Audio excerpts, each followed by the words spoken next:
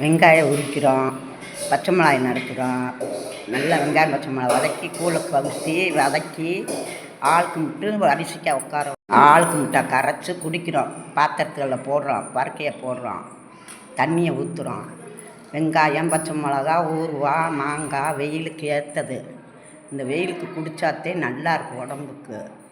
நீங்கள் சோறு தோசை இட்லிலாம் சும்மா ஆற்ற மாட்டாமல் அது உடம்புக்கே நல்லதில்லை. இதே உங்களுக்கு குடிச்சிங்கன்னா உங்கள் உடம்புக்கு நல்லது, ஆரோக்கியமாக இருப்பீங்க, நோய் நம்பளும் வராது. இதுலேயும் அகத்திக்கீரை சேர்த்திங்கன்னா ரொம்ப இரும்பு சத்து நல்லாயிருக்கும். கீரை வகையை சேர்க்குறது நல்லது.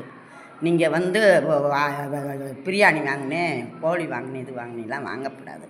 அது தேவையே இல்லை. அது சும்மா இதுதே. அது தேவையில்லாதது. இதை நீங்கள் சாப்பிட்டு பாருங்கள், உங்கள் உடம்புக்கு நல்லாயிருக்கும்.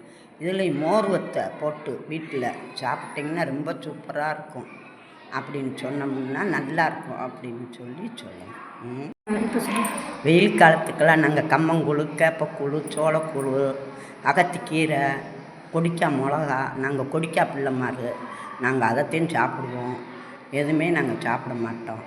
இதை சாப்பிட்டங்காட்டிதான் எங்கள் உடம்புக்கு கூட 65 வயசு ஆகியும் கூட நாங்கள் இன்னும் ஆரோக்கியமாக இருக்கோம். இப்போதே நோய் நொம்பலாம் வருது அப்படின்னு சொல்கிறேன். நீங்கள் கண்டுக்க